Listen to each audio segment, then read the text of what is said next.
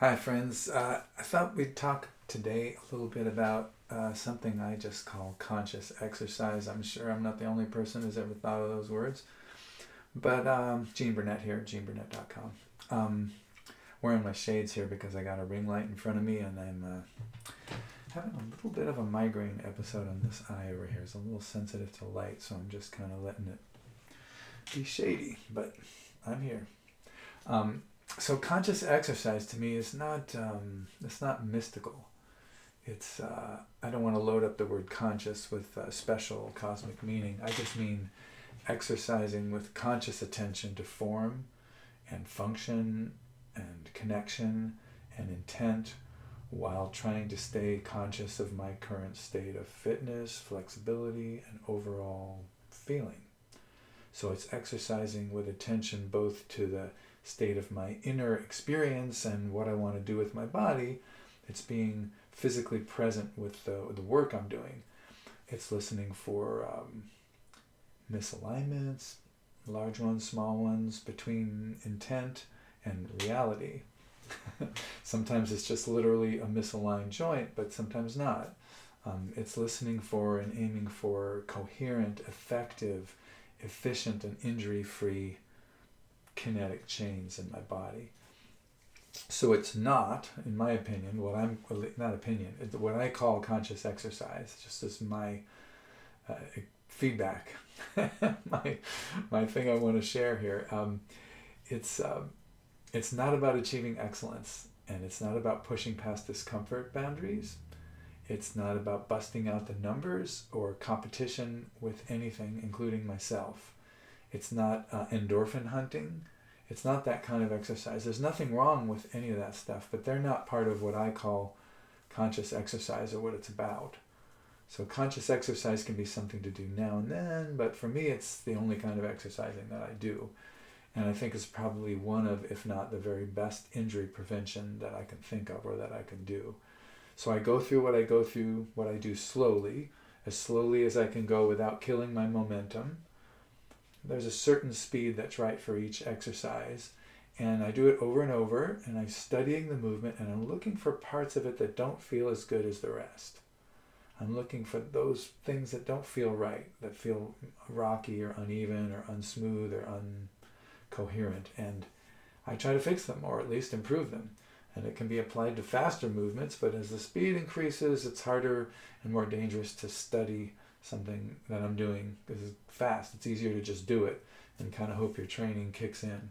But the conscious exercise part is to slow the movement down and really be present in the body while I'm doing the movement.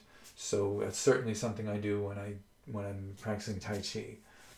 But it's also how I do push-ups, smooth and even, listening for pre-injury conditions, listening for tightnesses, trying to stay flexible and focused through there so I'm not tightening and pushing through parts of the chain just with force. I'm trying to be consistently engaged. So I go through what I go slowly as I can go without killing the momentum, and I study the movement. I'm looking for those parts. I'm looking for what is out and what feels good. Certainly, obviously, when I do Tai Chi, but it's how I ride my bike. As I say, I do push-ups, walk, pull-ups, open doors, sit, breathe, and just a whole bunch of other stuff. I'm just listening for coherence. I'm listening for wholeness and what might be in the way. So, after 30 years of doing this stuff, my body sort of seeks it. But I still have to consciously focus my attention on it too, because being conscious of and present in my body at a deep anatomical level, it's not only healthy, but for me it's just pleasurable. It's one of the coolest things about having a body, really, is to be present in it for me. So I think any athlete who doesn't understand basic anatomy is in danger of writing a check with their enthusiasm and their intent that, maybe their muscles and bones can't cash, and they end up injured. Even very talented and skilled players sustain unnecessary injuries by ignoring their body signals and pushing for the win, which might be a worthwhile trade-off for some people, but for most of us it's not. I mean, it's one thing to tear a hamstring to win the Super Bowl, but it's another to do that at dancing at your brother's wedding. So, it's not always it's a good thing for us as mere mortals, to really pay attention to our limits and our physicality as we go through life, especially as we get older, and having a foundation of conscious exercise. So you're not just paying attention to your body as a person who's not in very good shape. That's better than not. But if you're also in decent shape and you put yourself into that shape by consciously focusing on what you're doing. So much of the fitness world is focused on numbers. And I think the best of the fitness world, the numbers can be encouraging, it can get you through the early resistance to working out and stuff. But if you're not paying attention to what you're doing, and there isn't a real good attention to form in there, as well as the numbers that you're doing. I mean, I would rather do 5 perfect pull-ups than 20 that I'm just busting out without thinking. It's the unconsciousness of that causes damage to my body, whereas the consciousness of this puts the gravity and the work in as best a place as I can get it.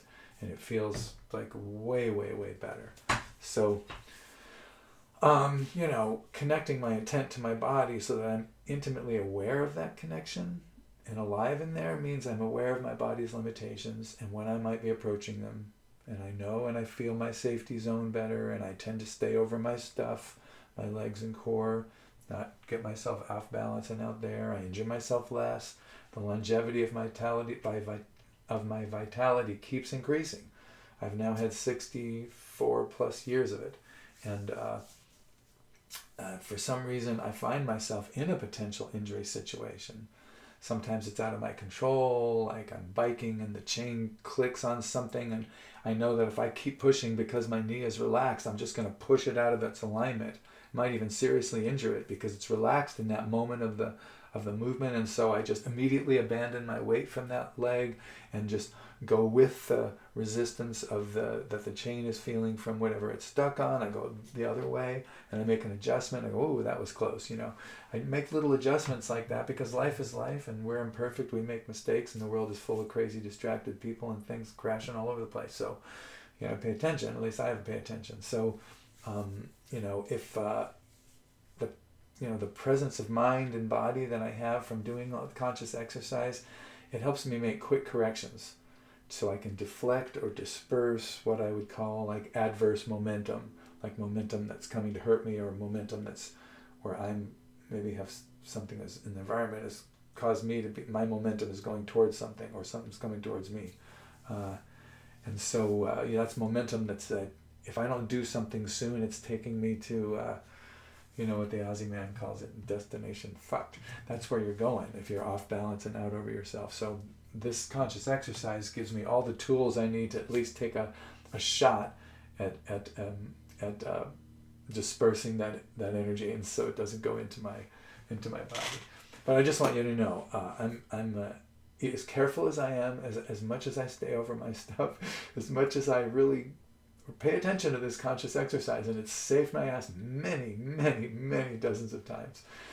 Just this Thanksgiving, we got a turkey, and it comes in this really sturdy box, and I was taking stuff out for recycling, and this box was put together like a freaking wooden crate, and I'm like tearing at this thing. I was getting frustrated with it, so I flipped it over upside down, and I jumped up on the edge again. I'll just smash this fucking thing into horizontality, and instead I hit the box and it went whoop like that, and I recovered, hopefully because of my training, and it just bumped my hands and my back a little bit, but I easily could have broken my tailbone. Easily. It was just once you're airborne and you're going down on your tail, there's not a lot you can do unless you're a cat, which I am not. So I had a close call.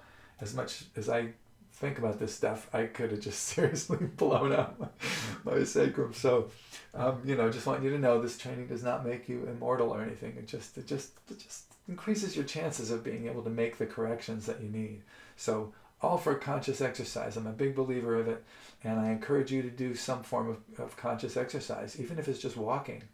Like even when you're just walking, like go on a mile walk or a half-mile walk, keep your chest up slightly, keep your chin back a little bit.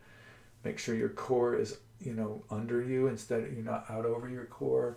Feel the hip crease a little bit. Take good, even, steps, walk with some purpose and intensity. Not a lot, just walk like you're going somewhere. It isn't about wandery walking, it's walk. And when you do that, be conscious of what you're doing, every step you're taking, and look for things, little adjustments and things that you can do to make that walk easier, less stressful for your body, less injurious of your tissues. So, yeah, thanks for listening. I appreciate it. GeneBurnett.com is my website if you're interested in this kind of thing. I post a lot of music videos and Tai Chi videos and occasional nature videos, maybe a stab of humor now and then. If you like this sort of thing, you can visit the site, or you can also, I have a donation, PayPal link below on my descriptions of my videos. If you ever feel like tossing me a bone there, I'll happily bury it in the yard. And or you can just send me a nice comment, tell me something I said was useful. That always makes my day too. So you take it easy. Hope you had a great Thanksgiving, and we'll see you down the road.